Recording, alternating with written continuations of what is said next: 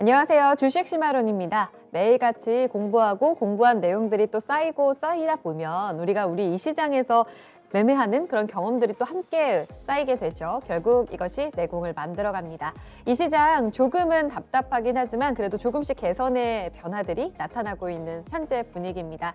오늘 약하게 좀 출발한 지수의 움직임도 다시금 오전장 대비 탄탄하게 잡아가면서 위쪽으로 올라가려는 시도 이어지고 있습니다. 다음 주는 좀 더 나을 수 있을까요? 이번 주에 마무리를 또 잘 해보시고 저희와 함께 공부하는 시간 가져보시기 바랍니다. 오늘도 함께할 교수님 소개해드릴게요. 토마토 투자클럽 최태규 전문가입니다. 어서 오세요. 네, 반갑습니다. 자, 일단 양시장 빨간불 들어와 있긴 합니다. 오전장 대비로는 나아지는 분위기인데 종목들 그 안에선 또 어떤 변화가 있을까요? 김은별 캐스터 시장 분위기 전해주시죠. 네, 현재는 양시장이 모두 상승하고 있습니다. 다만 코스피가 코스닥 대비해서 더 강한 시세를 보여주고 있는데요. 현재 구간 지수를 체크해 보시면 0.9% 오르며 3036포인트 터치하고 있습니다. 분봉 차트로 흐름 보시겠습니다. 네, 코스피 보시면 오늘 우상향 차트 기분 좋게 그려내고 있는데요. 이 10시 구간에서부터 꾸준하게 현재 상승 탄력이 커지고 있습니다. 장중에 3020선 넘어서고 3030선까지 한 단계 업그레이드 되고 있습니다. 수급 보시겠습니다. 네, 오늘 코스피 수급을 보시면 개인이 매도로 돌아섰습니다. 3,494억 원 팔자세를 기록하는 가운데 외국인과 기관에 오랜만에 쌍끌이 매수세가 유입되고 있습니다. 현재 구간 외국인은 2,297억 원 사자세고요. 기관은 1,257억 원 매수 우입니다. 업종별로도 점검해 보시겠습니다. 현재 오르고 있는 섹터들이 훨씬 더 많습니다. 분위기가 좋은데요. 통신업 섹터가 5.7%대로 가장 크게 오르고 있습니다. 오늘 SK텔레콤을 보시면 이 지배구조 개편 시나리오가 계속해서 시총이 7조 원가량 불어날 것이다 이런 분석들이 나오고 있는데요. SK텔레콤 주가 자체가 급등하고 있고요. 통신업 섹터 자체를 끌어올려주고 있습니다. 운수창고 섹터를 보시면 5%대 강세인데요. 여기에는 물류주들 또 해운주들 움직임 함께 눈여겨보셔야겠고요. 오늘 경기민감주 쪽으로 기계나 철강금속 섹터도 현재 구간 빨간불 켜내고 있습니다. 금융섹터 1.7%가량 오릅니다. 반면에 하락하는 섹터들도 보시겠습니다. 네, 현재 구간 섬유의복 섹터가 2%대로 좀 큰 낙폭이 관찰되고 있는데요. FNF의 주가가 급락하고 있습니다. 대형주기 때문에 섹터별 영향에도 이렇게 영향력이 있는 모습인데요. 이 미국, 중국 쪽에서 이 미국 브랜드에 대한 불매 운동이 일어나고 있습니다. H&M이나 나이키 관련 불매 운동이 좀 확산되게 되면서 FNF가 보유하고 있는 MLB 역시나 약간의 미국 브랜드다 이런 인식들이 조금 있습니다. 그래서 이런 갈등이 불거질 때마다 FNF가 하락하는 모습인데요. 오늘도 마찬가지의 영향을 받습니다. 네, 그 외에는 의료정밀이나 음식료품 현재 구간 파란불 켜고 있습니다. 시총 상위 종목들도 점검해 보시겠습니다. 네, 현재 보시면 대체적으로 상승 흐름인데요. IT 투톱주들 현재는 강보합권 정도의 시세를 보여줍니다. 삼성전자도 강보합 보여주며 81,300원 정도 지나가고요. SK하이닉스는 133,500원 터치하고 있습니다. 그리고 언택트 종목들 오늘은 카카오 쪽이 시세가 훨씬 더 강합니다. 1.5% 상승하며 492,500원 터치하고 있고요. 오늘은 2차 전지 종목들도 대체적으로 빨간불이 들어오고 있습니다. LG화학 조금 더 상승 탄력 커지면서 2%대 상승하고 있는데요. 오늘 다시금 80만 원 선을 회복하고 있습니다. 다만 이 SK이노베이션과 LG에너지솔루션의 ITC 소송 관련해서는 이제 바이든 대통령의 판단까지 좀 길어질 것으로 보이는데요. SK이노베이션 측에서도 남은 법적 절차에 최선을 다하겠다라면서 아직까지 합의금 이런 부분에 대해서 합의되지 않은 모습을 보여주고 있습니다. 네, 자동차 종목들 벌써 6거래일째 연속으로 하락하고 있습니다. 차량용 반도체 수급 이슈가 계속 불거지는 가운데 현대차 2%대 하락세고요. 오늘 기아차도 0.9%가량 하락하고 있습니다.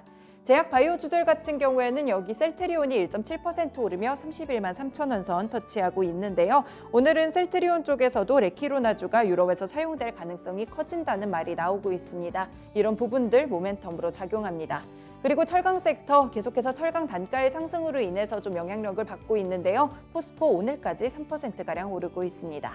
특징주로 넘어가 보시겠습니다. 네, 오늘 삼성중공업이 새로운 기록을 세웠는데요. 파나마 지역 선주로부터 15,000TEU급 컨테이너선 20척을 2조 8천억 원에 이렇게 수주를 했습니다. 그리고 한국조선해양도 오늘 6,370억 원 정도의 수주 소식을 공시했고요. 계속해서 조선업종들의 수주 낭보들이 이어지고 있습니다. 경기 민감주들이 탄력을 받는 가운데 오늘 조선 쪽으로 해서 흐름이 정말 좋은데요. 오후장에서도 놓치지 않고 시세를 더 가져가고 있고요. 기자재 쪽까지 확산되는 모습입니다. 현대미포조선, 대우조선해양 그리고 한국조선해양까지 현재 구간 강한 상승 탄력 보여주고요. 미포조선은 무려 10% 오르며 63,700원을 터치하고 있습니다. 네, 아래쪽으로 기자재 종목들도 강한 편인데요. STX 중공업도 23%대 강세고요. 대창솔루션 10% 오르며 480원 정도 터치하고 있습니다. 코스닥 지수로 넘어가 보시겠습니다. 네, 현재 구간 코스닥 시장을 보시면 955포인트 터치하고요. 강보합권의 시세입니다. 네, 분봉 차트로 흐름 보시겠습니다. 오늘 코스닥은 상승 출발했지만 이내 하락 쪽으로 고개를 꺾는 모습이었는데요. 그래도 10시 구간 1저점을 만들어낸 뒤 그 뒤로는 살짝씩 오르는 모습입니다. 현재 구간에서도 상승권으로 다시금 전환이 되면서 950선은 지지하고 있습니다. 수급 보시겠습니다. 네, 오늘 수급에서 개인이 1,718억 원 사자세를 기록하고요. 코스피와는 반대 수급 상황입니다. 쌍끌이 매도세인데요. 외국인은 1,050억 원 팔자세고요. 기관은 572억 원 매도 우입니다. 시총 상위 종목들 보시겠습니다. 네, 시총 상위 종목들은 대체적으로 하락세를 띠는 분위기입니다. 셀트리온 그룹주들 그래도 레키로나주 관련 모멘텀으로 인해서 오늘장 견고한 시세 보여주고요. 셀트리온 헬스케어는 1.4% 오르며 13만 5,400원 터치하고 있습니다. 그리고 말씀드리겠지만 중소형자 게임주들이 강한 시세를 보여주는 가운데 오늘 펄어비스도 2.6%가량 상승세 보여주고요. 30만 5,200원을 터치합니다. 네, 나머지 종목들을 보시면 대체적으로 밀리는 모습입니다. 시젠 같은 경우에도 0.9%대 하락세고요. SK 머티리얼즈 1.2% 밀리면서 30만 원 선이 살짝 위태로운 상황입니다. 네, 다른 종목들 보시면 스튜디오 드래곤도 1.6%대 하락세고요. 시장 분위기 따라서 하락하는 종목들이 조금 많습니다. KMW도 오늘 1.2%가량 하락세인데요. 목표가 하향 리포트 나왔습니다. 네, 원익 IPS 보시면 그래도 강보합권 지지하고 있습니다. 인텔이 파운드리 시장에 진입한 것에 대한 수혜주로 또 꼽히는 부분이 있는데요. 52,200원 터치하고요. 오늘 제넥신도 0.7%대 강세입니다. 특징주로 넘어가 보시겠습니다. 네, 최근에 중소형 게임주들의 주가가 좀 크게 상승을 하고 있습니다. 특히나 모바일 게임주들 위주로 체크를 해보시면 오름세가 나타나고 있는데요. 오늘장 신고가를 경신하는 종목들이 굉장히 많습니다. 베스파, 위메이드, 게임빌, 오늘 데브시스터즈 모두 신고가 파티인데요. 오늘 보시면 베스파가 20% 오르면서 29,000원 터치하고 있고요. 위메이드는 9.7% 오르며 56,500원을 가져가고 있습니다. 계속해서 쿠키런 킹덤에 대한 모멘텀이 부각되면서 데브시스터즈는 2.9% 오르며 13만 7천원 정도를 터치하고 있습니다. 한 번 더 말씀을 드리면 위메이드 쪽에서는 미르포 관련한 이런 모멘텀이 있고요. 오늘장 9%대 강세 흐름을 보여줍니다. 나머지 개인빌이나 조이맥스, 컴투스까지도 오늘장 빨간불을 켜고 있습니다. 지금까지 시장 상황 전달해드렸고요. 다시금 강의로 돌아가 보겠습니다. 네, 강의 출발해 보겠습니다. 오늘도 알찬 내용과 함께 조금씩 내공사 보시죠. 첫 번째 주제부터 함께 하겠습니다. 네, 진격의 중소형주, 그 원인과 지속성에 대해서 분석해 봅니다. 제목 그대로입니다. 사실 거래소가 이달 들어서면서 계속해서 조정을 받았습니다. 저희가 이 매주 금요일 시간마다 시장의 변곡점에 대해서도 분석을 많이 해드렸는데요. 1월에 변곡점을 만들어낸 이후에 2월은 계속되는 변동성, 그리고 3월은 저점을 잡아가지만 계속해서 쉬어가는 모습 이어지고 있습니다. 그 이유는 계속해서 저희가 시장과 함께 좀 팔로우를 해드렸는데요. 그런 틈을 타서 또 강하게 움직이는 쪽이 중소형주입니다. 이런 흐름들 함께 짚어보겠습니다. 최태규 전문가님, 이달 들어서 코스닥이 연일 3월 9일부터 양봉을 만들어내면서 와, 이렇게 치고 올라오나? 라는 생각이 들 정도로 꽤 강한 모습을 나타냈습니다. 코스닥을 이 안에서 좀 견인했던 종목들, 눈여겨보신 종목들이 있으세요? 네, 일단 코스닥 같은 경우 잘 보시면은 우리 이제 시청자 여러분들이 그런 생각을 많이 합니다. 작년도에 많이 올라갔던 제약바이오, 5G, 반도체, 신재생에너지 그들 종목군들이 지속해서 계속 잘 갈 거라는 생각을 갖고서 2021년도를 대했는데 결국 그들 종목군들이 어때요? 철저하게 배신을 했습니다. 철저하게 배신을 하면서 나의 계좌를 아주 엉망진창으로 만들어 놨는데 결국 지금 시장에서 가장 중요한 건 뭐냐? 그들 섹터가 문제라기보다는 결국 내가 종목을 거기서 어떤 식으로 추스려 나갔느냐, 어떤 것을 취사 선택했느냐가 중요한 시장입니다. 어느 때나 마찬가지죠. 결국 시장보다는 종목이 중요한 건데 결국 종목 선정에 있어서 제일 중요한 건 뭐다? 절대로 역배열 종목을 지금은 갖고 있으면 안 돼요. 반드시 정배열 종목을 갖고 있어야 돼요. 그러면 가장 잘 올라갔던 종목들, 뭐 반도체 많이 힘들고 어려워요. OLED도 어려워요. 자, 근데 종목 하나하나 제가 보면서 이들 종목군들 한번 흐름이 왜 이렇게 나왔는지 한번 보도록 하겠습니다. 이제 먼저 첫 번째 종목이 이제 넉산 레오룩스인데 이 종목 네. 같은 경우는 OLED 관련돼 가지고 이제 기술력이 있는 기업인데 아. 잘 보시면은 얘가 이제는 12월 달이었어요. 그렇군요. 네. 그때 이제 정배열을 만들려고 하는 자리죠. 그리고 한번 1차 상승 나오고, 자 1차 상승 나오고 제가 한번 차트를 한번 예쁘게 한번 그려볼 텐데 여기서 1차 상승 나오고 어떻게 돼요? 조정이 횡보가 나왔어요. 그래놓고 이제 2차 상승 나오고 횡보 나오고 3차 상승 나왔어요.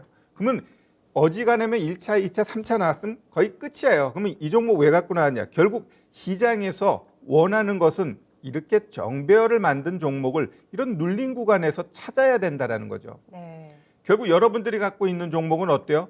작년에 올라갔다가 지금 떨어지면서 계속 계단식으로 떨어지는 종목들을 다 갖고 있단 말이에요. 고점 이후에는 기회를 이때 주는구나 싶잖아요, 보통. 그렇죠. 근데 그게 네. 아니라는 말씀이시죠? 그렇죠. 작년에 뭐 3배, 4배 올라갔다가 고점에서 20%, 30% 빠진 종목. 네. 본인이 봤을 때 어머 고점에서 30%나 빠졌는데 더 빠지겠어?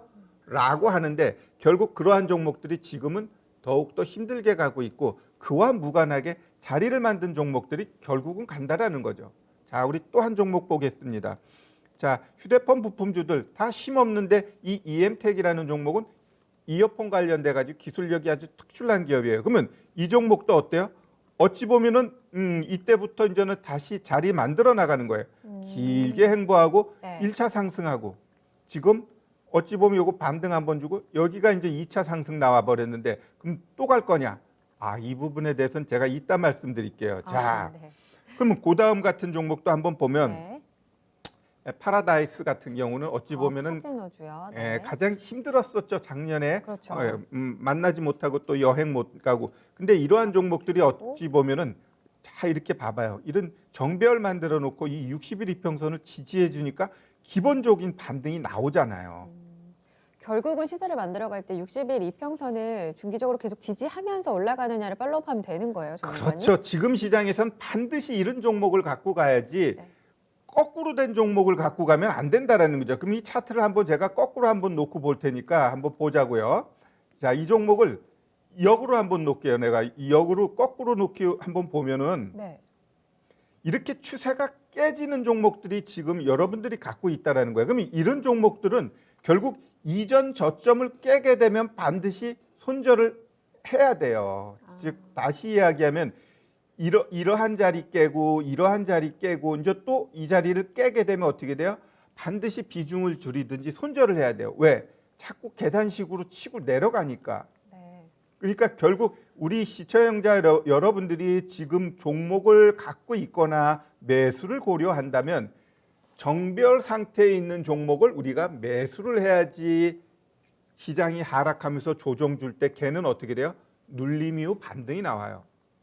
근데 역배열인 종목들은 시장이 하락할 때 급락 나오고 네. 그런 애들은 횡보해서 나와봐야 기술적 반등 한번 나오고 또 죽게 돼 있어요. 그렇기 때문에 정배열 종목 쪽으로 우리가 네. 포커싱을 해야 된다. 결국 중소형주 장세에서 어떤 게 중요하냐? 네. 그것은 결국 자리를 만든 종목을 우리가 찾아야 된다. 이렇게 좀 말씀드리고 싶네요. 덕산 네오룩스, EM텍, 파라다이스의 강세 움직임을 한번 체크해 봤습니다. 그만큼 대형주 대비로 뭐 대표적으로 삼성전자만 보더라도요. 우리가 대형주 혹은 전체적으로 끌고 왔었던 1월장을 끌고 왔었던 현대차 대비로 봤을 때 조금 전에 보셨던 차트는 전혀 다른 그림을 만들어내고 있습니다. 그만큼 중소형주가 좀 견인하는 모습들을 보여주고 있는데요. 그러면 사실 답도 어느 정도 나오긴 했는데 저희가 다시 좀 풀어가 보겠습니다. 먼저 대형주 대비로 이렇게 중소형주가 선방하는 그 이유들이 뭐 리포트를 통해서 보다 보면 굉장히 많이 분석이 나오더라고요. 일단 자리 이야기도 해주시긴 했는데요. 그 이유를 전문가님께서는 가장 핵심 이유를 뭐라고 보시나요? 자, 일단 기본적으로 지금 시장은 거래 대금이 줄어버렸어요. 거래 대금이 줄었다라는 건 큰 종목들은 시가총액이 크니까 하나를 살더라도 돈이 많이 필요한데 거래 대금이 정말 반토막이 나버렸거든요. 1월 달에 이 하루 거래량이 막 60조 막 이러던 게 지금 거래량이 30조도 안 돼요. 그만큼 거래 대금이 줄었다고 한다라는 건 큰 종목들을 움직이기에는 쉽지 않다라는 거지. 그냥 중간중간 한번 간헐적으로 그들이 반등 한번 나오고 말아버려요. 결국 이러한 거래 대금이 또 줄었다라는 건 한편으로는 변동성이 심할 수 있어요. 작은 금액으로도 쉽게 올라가고 또 작은 금액으로도 쉽게 내려갈 수 있다라는 거죠. 그러다 보니까 이제 시장에 이제 변동성이 나타나고 있는 거고, 더더욱 중요한 것은 결국 외국인 기관 이들의 수급이 연속성이 없다라는 거예요.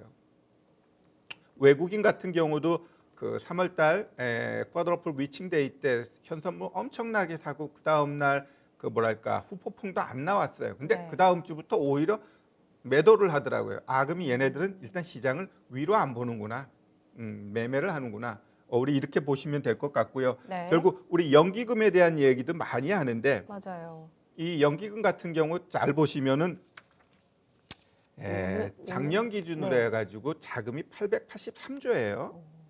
거기에 비중이 주식 비중이 21.2%. 네. 근데 올해 16.8%까지 줄일 거야라고 하면서 계속 매도를 했어요.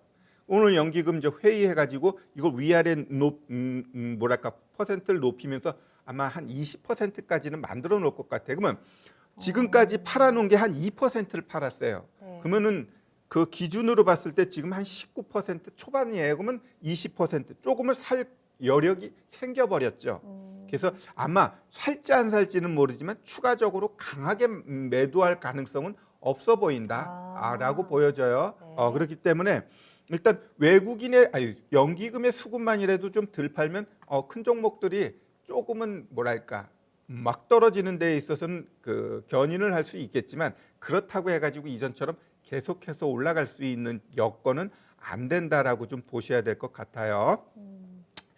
결국 이 대형주들이 못 가고 있는 이유 중에 또 가장 큰 이유는 비싸다라는 거예요. 네. 왜 비쌀까? 작년에 대형주들이 그 한 달도 1년도 안 되는 그 기간 동안에 막 2배, 3배라는 수익을 낳았어요. 그러면 평상시 주식시장 같으면은 막 3배 가고 그러면 뭐예요? 저거 작전주야 하면서 문제가 생길 텐데 작년에는 진짜 이 종목 저 종목 할 것 없이 막 올라가 버리다 보니까 그런 거에 대해서 단어를 꺼낼 수도 없어요. 작전이라는 단어를 꺼낼 수 없을 정도도 막 가버렸어요.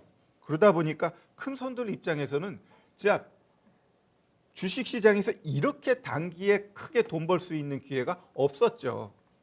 벌어놨는데 거기다가 여기서 더 올릴 수 있는 시장 여건이냐 그럴 때 아니거든요.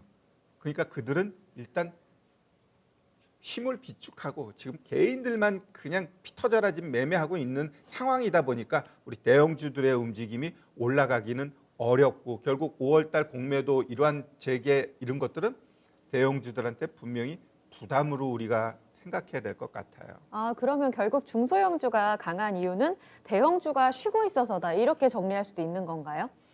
그런 것도 있고 거래 대금이 줄어버리니까 그 작은 금액으로 주가를 올리기 위해서는 그때마다 섹터가 움직이거든요. 그렇기 때문에 요새는 이제 주말에 뉴스를 잘 보셔요. 그래서 주말 뉴스를 이용해 가지고 한 주를 활용하면 돼. 지난주 주말 같은 경우 뉴스에서 주로 이야기한 게 이제 벌크하고 컨테이너 선박에 대한 이야기를 하다 보니까 이번 주에도 결국 HMM 아니면 페노션, 대한해운 이런 종목군들이 올라갔다 조정주고 또 오늘도 또 올라가고 있거든요. 이렇듯 아니면은 그 장중에 아니면 전날 우리 삼성중공업이 또 이렇게 선박 관련돼 가지고 엄청난 수주 이야기 나오면서 오늘 시장을 주도한 게 조선주들이에요. 그래서 그날 아니면 일주일 동안의 수급이 움직일 수 있는 것들이 이제는 협소해요. 협소하기 때문에 그런 쪽으로 방향을 잡아가야 돼. 특히 이번 주에는 또 하나 뭐가 있었냐면 안철수 오세훈 이게 또 하면서 어떻게 돼요? 오세훈 되면서 오세훈으로 인한 건설이라든가 시멘트 이런 종목들이 어때요? 네. 확 갔어요. 시멘트 건설은 내가 더 이상 얘기하고 싶지 않아. 꾹꾹꾹꾹꾹꾹 당겨놓은 네. 2021년도 제가 봤을 때 큰 메가 트렌드고요. 메가트렌드라고 강조하셨죠. 자꾸 얘기하면 입 아파요. 그냥 내 포트에 기본적으로 담고 가야 됩니다. 알겠습니다. 좀 정리를 해드릴게요. 대형주 대비 중소형주가 왜 이렇게 강합니까? 여쭤봤을 때는 연초 대비 전체적으로 시장을 움직이는 유동성 장치가 유동성의 규모가 줄어들었기 때문에 여기에서의 우선순위를 찾는 이런 움직임이 필요하고 그러다 보니 비싼 대형주 쪽으로는 수급의 연속성이 확인되지 않고 있다라는 이야기를 해주셨습니다. 게다가 여전히 비싼 대형주 아직은 매수 시그널이 확실하게 들어오긴 어렵다. 그런 틈을 타서 올라오고 있는 중소형주 알짜배기를 찾는 이런 수급의 움직임들이 조금 더 나타나고 있다라는 점을 강조해 주셨습니다. 그러면 다시 중요한 이야기로 넘어가 보면 전망이죠. 그래서 중소형주의 강세가 계속될까요? 라는 질문을 드려야 될 것 같은데 사실 이 질문에는 대형주가 그래서 계속 못 갑니까? 라는 질문도 포함이 될 것 같아요. 조금 전에 전문가님께서 말씀해 주실 때 연기금이나 외국인 쪽에서 더 추가적으로 매도가 많이 나오진 않을 거라는 말씀을 해주셨단 말이죠. 그러면은 대형주가 이제 조금씩 움직일 가능성도 있는 거 아닌가라는 생각도 들어서 중소형주의 강세 계속 될까요? 자, 우리가 주식을 할 때는 중소형주가 가니까 대형주가 다 못 간다? 절대 아니에요. 아, 흑백 논리를 버려라. 그렇죠. 네. 결국은 그 뭐랄까 확률적인 측면에 있어서 대형주가 지금은 중소형주보다 조금 뭐랄까 수익 내기가 어렵다라는 거지 대형주가 무조건 안 간다? 그건 아니죠. 자, 오늘도 잘 봐봐요. 결국 보시면은 건설주 잘 가죠. 철강주 잘 가죠. 오늘 포스코 뭐 현대제철 또 잘 가요. 그다음에 조선주들 봐봐요. 막 9% 10% 간단 말이야. 그다음에 뭐 두산인프라 뭐 이런 애들도 보면 어때요? 기계 쪽도 잘 간단 말이에요. 결국 대형주니까 못 가는 게 아니라 그때마다의 그 재료, 이슈 그걸 봐야 되고요. 그리고 그들 종목군들 잘 보면 다 어때요? 정배열이에요. 역배열 종목은 나와봐야 올라갔다 윗골이 달거나 아니면은 그 강도가 약할 수밖에 없어요. 그러면 중소형주는 그 많은 중소형주가 다 가요? 안 가요. 그냥 이야기하기 쉽게 하기 위해서 중소형주 장세야. 이렇게 이야기하는 부분도 일정 부분 있어요. 그러면 중소형주가 그러면 굉장히 매력적이냐라고 했을 때 시장이 좀 꺾이고 그럴 때 어때요? 대형주 2% 빠질 때 중소형주는 5% 10% 빠져요. 그만큼 또 리스크 요인도 크거든요. 그러면 제가 계속해서 강조드리고 싶은 것은 결국 대형주다 중소형주다가 아니라 결국 올라갈 수 있는 종목을 우리가 찾아야 된다는 거예요. 절대로 역배열 종목은 건들지 말자. 그들은 네.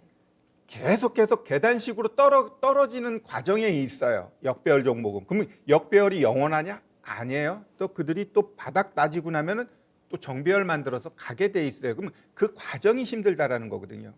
지금은 어차피 우린 짧게 수익 내야 돼요. 우리가 1년, 2년을 투자해가지고 가는 것 몇 종목은 있을 수 있지만 또 일부는 그때 수익을 내야 된단 말이에요. 그러면 그러한 짧은 수익을 위해서는 결국은 정배열 종목, 그 중에서도 아까 봤듯이 자리를 만들어 놓은 종목 20일이면 20일, 60일이면 60일 거기서 공방을 하고 있는 종목군들은 어떻게 돼요? 다시 올라가게 돼 있어요. 그래서 대형주다 중소형주다 그것이 중요한 게 아니라 제일 중요한 건 종목의 위치다. 그리고 우리가 그때마다 시장의 뉴스를 좀 잘 봐야 되고요. 특히 주말 내 뉴스를 잘 보면은 그 뉴스가 일주일은 먹여 살려요. 일주일 먹여 살리니까 네. 그런 식으로 우리가 좀 주식을 할 때 좀 가야 될 것 같고. 자, 그리고 이제 5월달 공매도에 대한 이야기 조금 제가 시장을 크게 한번 이야기하면 3월달은 제가 뭐라 그랬나요? 시장 괜찮다고 그랬어요. 시장 괜찮죠? 결국 이러한 괜찮은 흐름 잘 이어가는데 4월 7일 날 우리 이제 재보궐 선거가 있는데 그때까지 시장은 이끌어 갈 거예요. 결국 거기서 잘 보면 그 선거 이후에 삼성전자가 한번 3, 4% 급락 나오면 시장은 조정 쪽으로 보셔야 돼요. 그러면 4월 달 일정 부분 조정이 나와요. 그러면 조정은 짧으면 일주일, 길게는 2, 3주 나오거든요. 그게 바로 매수기예요. 한번 조정이 세게 나오면 제가 봤을 때 한두 달 강한 상승 나옵니다.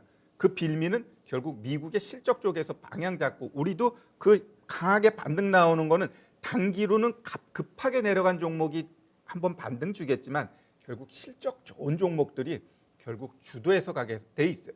우리가 모든 종목을 다 살 수 없잖아요. 결국 잘 선택해야 되는데 그 선택의 중심은 실적 쪽에 있다라는 걸 우리가 알아야 되고 4월 달에는 한번 조정 가능성이 있으니까 일정 부분 현금도 갖고 가자. 이렇게 좀 말씀드리고 싶습니다. 5월 공매도 재개 전까지 큰 그림도 좀 그려주셨어요. 그럼 사실상 이슈로 움직이는 이렇게 일주일 동안의 힌트가 될 수 있는 그런 이슈 매매의 경우에는 연속성이 좀 짧기 때문에 짧게 보고 결국은 긴 방향에서는 이런 정배열 자리와 더불어서 실적을 같이 체크하는 게 중요하다라는 말씀을 해주셨어요. 그러면 토픽과 대응 전략으로 넘어가겠습니다. 네네. 압축해서 보면 앞서서 지금 계속해서 대형주 대비 선방한 종목들을 덕산, 네오룩스, EM텍, 파라다이스 이렇게 봐주셨단 말이에요. 이들 종목들이 토픽이 맞습니까? 사실 전문가님 저 궁금한 게 지금 역배열이라고 강조해주신 종목들도 차트를 같이 봐주시면 좋을 것 같아요. 왜냐하면 말씀해주신 대로 오늘 민감주 대형주들은 그래도 꽤 괜찮잖아요. 비교해 가면서 토픽 조금 더 추려주세요. 네, 그러면 한번 이 역배열 끝나는 종목하고 한번 제가 먼저 네. 말씀드릴게요. 먼저 그러면은 역배열 종목을 어디까지 기다려야 되느냐 이러한 부분에 있어서 제가 여러분들한테 설명을 드릴게요. 네. 자, 먼저 한 종목 볼게요. 차트 나오나요? 차트 나오면 제가 한번 좀 말씀드려 볼게요. 네, 나와요? 나옵니다. 네, 그래요. 그럼 자, 보세요. 첫 번째 종목이 랩지노믹스입니다. 이 랩지노믹스 같은 경우 잘 보면은 이 주가가 57,000원짜리가 얼마까지 떨어졌었냐면 13,000원, 거의 70%가 끝나버렸어요. 그러면 이러한 종목 같은 경우 바닥을 어떻게 할 수 있어요?라고 했을 때 기본적으로 잘 보시면은 내가 이제 몇 가지 차트를 이제 또 보여드릴 텐데 네. 자, 차트 보면 이 구름대가 이 음의 구름대가 어떻게 돼요? 여기 와가지고 이제는 구름대가 양으로 바뀌어 버려요. 자, 그러면은 결국 여러분들이 역배열인 종목은 제가 봤을 때 구름대가 한 번 이 정도쯤일 거예요. 그러면 얘가 더욱더 얘도 한 6개월을 하락을 했어요. 하락하면서 이제 여기 가서 이제 정배열이 나오는데 중요한 포인트는 뭐냐? 결국 이 거래일에 걸쳐 가지고 장대양봉에 거래를 동반한 상승이 나왔어요. 그러면 이게 바로 변곡 시그널이거든요. 자, 그러면 요 차트를 다시 한번 바꿔서 보면 결국 얘가 장대양봉 나오면서 61평선이 우하향하다가 결국 어때요? 조정 주고 다시 한번 쏘면서 상승 만들었어요. 그럼 이런 종목은 제가 봤을 때 지금 이제 매물대가 어디에 쌓여져 있냐면 여기 쌓여져 있어요. 61이평선에. 그럼 얘는 제가 봤을 때 신곡 어찌 보면 최근 들어서 고점 만들어 놓고 음봉이 3개가 나왔기 때문에 얘는 조금 더 횡보할 거예요. 그리고 올라가는 척하다가 내려오기 때문에 올라갈 때 속지 마세요. 얘는 기본적으로 이제 61 이평선 이 언저리에서 기본적으로 매수를 하게 되면은 얘는 어떻게 된다? 얘 이제 정배열되면서 올라가고 시간 투자하게 되면 얘는 어떻게 돼요? 기본적으로 이제 치고 올라가게 돼 있어요. 그럼 얘 어디까지 위에서부터 70% 빠졌기 때문에 얘가 본전되려면 기본적으로 150% 올라가야 돼요. 그럼 그 본전까지는 우리가 볼 필요는 없는 거고 우리는 이 자리에서 기본적으로 반등이 이제 나오기 시작하게 되면 30%, 뭐 50%그 정도는 가게 돼 있어요. 그러면 이 역배열 종목은 기본적으로 이 변곡 시그널이 나와줬나? 네. 그 다음에 다시 한번 상승 나오면서 거래 나오고 달라지는 그동안 시그널이 있나? 네. 큰 손들 다 빠져나갔다가 이제 들어왔잖아요. 그리고 안 빠져나가. 그러면 이 매집이 들어오는 거예요. 네. 매집이. 그래서 결국 어찌 보면 이것도 하나의 추천 종목이 될 수 있는데 이런 종목은 단기보다는 결국은 한 달 아니면 2달 이렇게 보시게 되면 아마 네. 크게 여러분들한테 수익 줄 수 있다라고 보여집니다. 네. 한 종목만 짧게 한번 더 보면은 토픽으로 네. 좀 압축해서 자, 마지막 아까 이야기했던 마무리할게요. 이 네. EM텍이라는 종목 같은 경우는 신고가 갈 거예요. 얘가 23,000 얼마가 이 역사적인 신고가인데 왜 얘가 신고가를 갈 수밖에 없느냐? 얘는 기본적으로 이어폰을 하는 기업인데 작년 7월부터 전자담배를 KTNG에 납품을 하기 시작했어요. 7월 달부터. 그 전자담배를 만들기 위해서 2019년도에 고정비가 들어가니까 어떻게 돼? 적자가 났어요. 그냥 얘가 휴대폰 하나만 가지고는 2천억 매출에 200억 영업이익이 나오는 기업이에요. 네. 작년에 이제 7월부터 이제 그 전자담배 납품하면서 올해 실적 봐봐요. 더블, 영업이익 더블. 그러면 2천억일 때 최고 주가가 월봉 보면은 2450원이에요. 그러면 매출액이 더블이고 영업이익이 더블인데 주가는 못 가도 더블 아니더라도 이 신고가는 가야겠죠. 제가 알기로는 1분기 실적 서프라이즈합니다. 휴대폰 관련돼 가지고 신제품 이런 거로 해가지고 1분기 실적 기본적으로 나왔고요. 그 다음에 전자담배 이쪽은 꾸준하게 나가고 있어요. 그렇기 때문에 이런 EM텍 같은 경우는 지금 차트 보시면 정확하게 여기가 20일 이평선인데 오늘 뭐 거기도 오지도 않았어요. 이 보면은 이 종목마다 패턴이 있어요. 패턴. 예, 올라가고 조정이 일주일 주고 다시 신고가 쳐죠. 신고가 만들었으니까 일주일 조정 주고 다음 주 한번 신고가를 보면서 2만 원 이상을 우리가 충분히 보셔도 되지 않나 이렇게 좀 말씀드리겠습니다. 네. 중소형주의 장세, 그러니까 종목별 장세는 계속된다 이렇게 정리할 수 있겠고요. 이 자리에서 또 실적이 뒷받침되는 종목의 신고가 랠리가 추가적으로 계속 뒷받침이 될 수 있다는 점 다시 한번 기술적인 포인트와 함께 펀더멘털 측면 점검해 가시면서 종목 압축하셔야겠습니다. 첫 번째 주제에 대한 내용 함께 들어봤고요. 두 번째 주제 넘어가겠습니다. 네, 바이든표 2차 부양책이 온다. 3조 달러에 달하고요. 우리 돈으로 3,400조 원의 규모입니다. 어마어마한데요. 조 바이든 행정부가 다시 한번 슈퍼 부양책을 이렇게 준비하고 있습니다. 지금 1조 9천억 달러에 달하는 부양책 서명한 지 한 달도 안 됐는데 여기에 대한 준비를 하고 있다고 하고요. 다음 주 31일에 세부 계획안을 발표하겠다고 합니다. 다시 시장을 이끌 수 있는 재료가 될 것인가? 그렇다면 우리는 뭘 봐야 될까에 대한 질문이 생기죠. 첫 번째 질문 드리겠습니다. 다음 주에 이제 바이든 대통령이 직접 발표하겠다고 밝혔어요. 2차 부양책 예상되는 내용들 지금 어떻게 추측되고 있습니까, 전문가님? 네, 일단 바이든 정부에서 잉크가 마르기도 전에 또 네. 3조 아니면 4조 달러에 대한 부양책 얘기하고 있는데 거기는 일단 기본적인 거는 이 전통적인 투자입니다. 도로, 교통, 항만 이쪽에 대한 투자 이게 네. 바로 이제 기본적인 SOC 투자죠. 네. 결국 이러한 것들로 인해 가지고 최근 보면 두산바켓이 왜 잘 갈까? 결국 이 두산바켓 같은 경우는 미국 쪽으로 관련돼 있는 기업이에요. 그 다음에 두 번째는 5G 통신 쪽의 인프라를 좀 확대하겠다라는 게 또 키포인트고 또 하나는 기후 변화 이러한 부분에 신재생 있어서 쪽.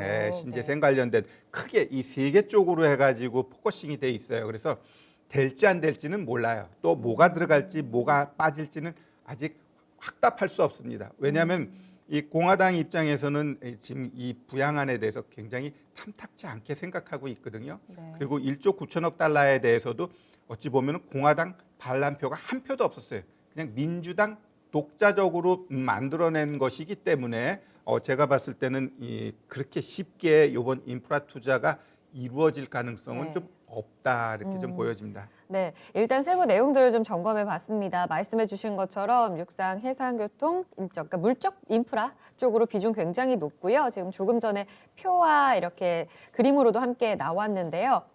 통신 투자, 기후 변화에 대한 투자 요 세 가지로 좀 압축할 수 있습니다. 그러니까 1조 9천억 달러대는 취약계층, 코로나 피해 기업들에 대한 이런 보상이 지원이었다면 이번에는 기업들에게 정말 실질적으로 들어갈 수 있는 미국을 뭔가 끌어올릴 수 있는 기업들에 대한 동력을 제공해 주겠다. 이것이 골자라고 합니다. 그런데요, 전문가님, 조금 전에 말씀하신 대로 통과될까에 대한 이런 아리송한 이야기들도 있고요. 뿐만 아니라 이번에 그 부양책의 자금 조달을 위해서 증세안을 검토하고 있다는 옐런 재무장관의 이런 발언 자체가 이번에 부양책이 옛날만큼 시장을 이끌 만한 동력이 안 될 수도 있겠는데 이런 이야기들이 나오더라고요. 2차 부양책이 나오게 되면 시장을 다시 이끌 만한 재료가 될까요? 아니면 그 기대감 증세안 때문에 상쇄될까요? 제가 봤을 때는 이제는 이 부양안 이런 것들은 끝물이에요. 끝물.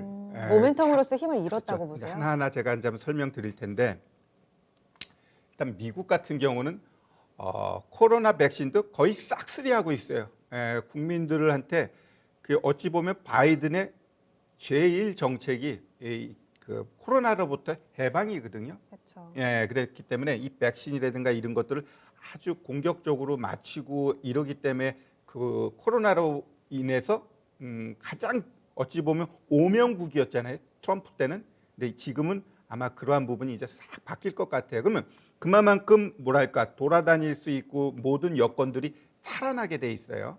살아나게 돼 있고 또 요번 부양안으로 인해 가지고 쓰고자 하는 돈들도 이제 넘쳐난단 말이에요. 네. 결국 그러한 것들로 인해 가지고 2분기의 실적이 굉장히 서프라이즈하게 나올 수 있다라는 거예요. 그러면 새롭게 나오는 이 부양안 같은 경우는 추가적으로 분명히 모멘텀은 돼요. 미국한테는 모멘텀이 될지 모르겠지만 여타 국가들한테는 굉장히 치명적이 될 수 있습니다. 잘 보시면 지금 이 시장에서 나타나고 있는 게 결국 인플레이션 같은 경우 추가적으로 올라가고 있지는 않고 또 미 10년물 국채 역시 추가적으로 올라가고 안정적이죠. 있지는 않죠. 네네. 올라가고는 있지는 않지만 시장에서 느끼고 있는 것은 그 부분에 대해서 올라갈 거야 되는 것은 부정하는 사람이 없어요. 맞아요. 그러다 보니까 지금 몇몇 국가에서는 금리를 올리고 있어요.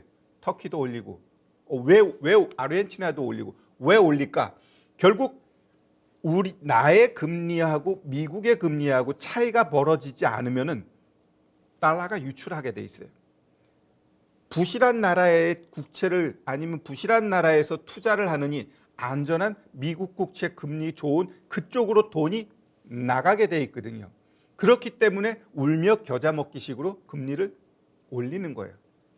지금 중국이 가장 지금 걱정하고 있는 게 금리 인상 이 부분에 있어서 중국이 데미지를 크게 입을 수 있기 때문에 그래서 4월 달이 조금 불안하다는 거고 그렇다면 우리나라라고 해서 괜찮을까요? 지금 바이든 정부하고 제가 봤을 때 북한 문제 이런 것들로 봤을 때도 거리감이 있어요. 거리감이 있기 때문에 네. 혹여라도 미국의 금리 인상이 이루어지게 아니면 분위기가 잡혀가게 되면 우리도 자연스럽게 금리가 올라가게 돼 있어요. 자꾸 금리가 올라가게 되면 우리 개인들도 문제예요. 기업들도 문제예요. 국가도 문제가 될 수 있어요. 우리나라 IMF가 괜히 온 게 아니거든요. 네, 네. 그러한 리스크 요인들이 자꾸 누적이 되게 되면 자연스럽게 달러가 지금 외환 보유고가 얼마인데 그거 소용없어요. 그냥 한순간에 또 빠져나가 버립니다. 그렇기 때문에 네. 이번에 미국에서 이제 추가적으로 부양하고 이러한 부분은 분명히 미국은 상승할지 몰라도 3대 지수는 가더라도 우리한테는 크게 매력이 없어요. 코스피를 다시 이끌 만한 재료는 안 된다는 말씀이죠. 당연하죠. 다만 알겠습니다. 이제 네. 타이밍상 봤을 때는 4월 달 조정이 오게 되면 그것은 매수 기회다. 추가적으로 하락이 아니라 오히려 상승 쪽으로 우리도 배팅해도 된다. 그 배팅의 중심은 결국 실적 좋은 종목 쪽으로 네, 포커싱하게 되면 보다 더 나은 모습 가능하다 이렇게 네. 볼 수 있습니다. 알겠습니다. 지수 다시 3,266선에 대한 기대치를 2차 부양책에서 찾으면 안 되겠습니다. 가격적으로 밸류 부담이 적어진 자리는 맞지만 미국의 저번처럼 1차 부양책만큼의 기대감을 갖고 이 재료를 봐선 안 된다라는 이야기를 해주셨고요. 다만 미국의 3대 지수는 계속해서 강세 움직임 기대감도 있다라는 말씀을 해주셨습니다. 그만큼 호재는 맞아요. 그렇다면요, 우리 국내 이 건설기계 쪽으로 이미 좀 강한 모습이 포착이 되고 있는데 지수에 대한 영향력은 제한적일 수 있겠지만 종목의 경우에는 이런 인프라 투자와 관련해서 크게 기대감 가져도 되는 게 맞는지 한번 검토해 주세요. 건설기계 쪽으로 지금 미국 인프라 투자 기대감에 오르는 게 맞습니까? 오늘 두산박힘 너무 강한데요, 전문가님. 네. 그게 아니라 결국 트렌드가 있어요. 트렌드가 작년 같은 경우는 일단 저금리, 유동성 이런 거로 인해 가지고 결국 성장주 미국도 보면은 얘네들이 어마어마하게 올라갔잖아요. 그 우리 시장도 그들이 어마어마하게 올라갔어요. 그러면 상대적으로 올해는 그들로부터 뭔가 새롭게 파일을 만들어야 되는데 결국 미국도 인프라 투자하겠다, 중국도 인프라 투자하겠다. 우리나라도 대선과 연결되다 보니까 인프라 투자가 기본적인 골격이 돼 버렸어요. 결국 그들의 기본적인 골격이 되다 보니까 2021년도 아니면 작년도 11월 달부터 시장이 이쪽으로 갑자기 올라가는 게 아니거든요. 결국 건설이면 건설, 시멘트면 시멘트 이들이 어떻게 돼요? 올라가고 조정 주고 올라가고 얘네들이 다 완전히 정배열 상태로 주가를 만들어 버렸어요. 그러면 얘네들은 제가 봤을 때 이제 시작이야. 결국 분위기가 이렇게 연결된다라는 건 잘 볼까요? 그럼 한번 시멘트 종목 중에서도 최근에 보면은 어찌 보면은 한번 차트 한번 볼게요. 한일 네. 시멘트 한번 보겠습니다. 자, 한일 시멘트도 11월 달에 차트 한번 딱 보면은 이때 여기서부터 이렇게 한번 쫙 올려줘 놓고 어찌 보면은 아주 짜증 날 정도로 횡보하는 것 같지만 얘가 살아 있다라는 증거는 뭘 의미하느냐? 열 보세요. 정확하게 60일 이평선 지켜주면서 가니까 이 고점 찌르고 버리니까 어떻게 돼요? 그냥 날라버리잖아요. 왜 날라버릴까? 그러면 이 날아가는 거 더 갈 수도 있지만 얘는 분명히 또 조정 주고 또 갑니다. 왜? 어차피 이쪽 섹터는 이제 시작이고 제가 보고 있는 거는 9월, 10월까지 이들이 시장을 주도하게 돼 있어요.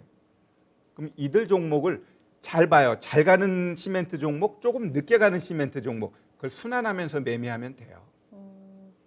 건설주도 마찬가지예요.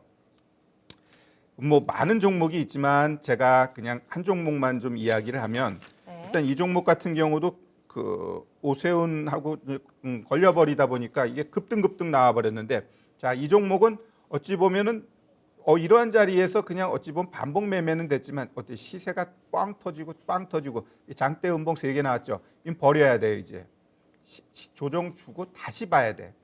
죽은 게 아니라 차익 나온 거예요. 그러면 조정 주고 다시 가야 돼. 그럼 이런 애들은 이거 무슨 기업이에요, 전문가님? 지능 기업. 네. 예, 이런 애들은 시간을 두고 그러면 얘 말고 다른 애를 봐야 돼요. 다른 애. 이런 식으로 순환하면서 여러분들이 봐야 되고 자 그러면 좀 우리 미국 쪽으로 보고 있는 이 두산바켓 같은 종목 봐봐요. 이제 신고가 치고 이제 간 거예요. 이제 신고가 치고 이제 나간 거야. 그럼 이런 애들은 또 한두 번 더 올라가겠지. 올라가면은 어떻게 돼요? 이 이평선이 이격이 벌어지면 반드시 또 눌림이 오게 돼 있어. 자 그러면은 결국 아까처럼 아까는 계단식으로 떨어진다고 한다면 얘네들은 어때요? 그냥 계단식으로 자꾸 고점을 높여가잖아요. 이렇게 고점 높여가는 애는 조정은 오히려 비중 확대야. 또 올라갈 거니까. 그런데 아까 종목들처럼 이렇게 계속해서 떨어지는 애들은 어떻게 돼요? 떨어질수록 자꾸 손실이 커진단 말이에요. 그래서 이러한 쪽으로가 우리가 포커싱 해가지고 종목을 선정하면 되고 또 올 한 해는 하여간 시멘트, 건설 이쪽에 대한 포트는 반드시 담고 가자. 그것은 벌써 이미 올 상반기에 보여줬어요. 여기서 끝이 아니라 이제 시작이라는 거죠. 네, 건설, 시멘트, 건설기계 중장비 쪽으로의 순환 상승 기대해 볼 수 있다. 마지막 전략으로 네, 토픽까지 함께 찾아봤습니다. 첫 번째 사실 주제에서도 이런 종목들의 움직임에 힌트가 좀 많이 나왔기 때문에 두 번째 주제에서도 연속 상승해서 아마 체크가 되셨을 것 같아요. 전략은 여기까지 듣도록 하겠습니다. 오늘 교수님 또 최택규 전문가 여기서 강의 마무리 짓도록 할게요. 전문가님 고맙습니다. 네, 감사합니다. 네, 주식심화론 저희가 준비한 내용 여기까지입니다. 마지막으로 안내 말씀이 있는데요. 오늘 종목 진단 이번 주 마지막 마무리 하시면서 종목에 대한 고민이 있으시면 지금 전화 주시면 신청 가능합니다. 오늘 밤 9시에 진단해 드리고요. 전화는 02-2128-3388번으로 전화 주시면 저희가 진단 도와드릴게요. 미리미리 접수해 주세요. 네, 오늘도 투자 판단에 도움될 수 있는 내용들 함께 전해드렸습니다. 이 내용은 특정 종목의 상승 하락을 보장하지 않습니다. 저희는 또 알차게 준비해서 다음 주 강의로 찾아뵙도록 할게요. 남은 시간 마무리 잘하세요.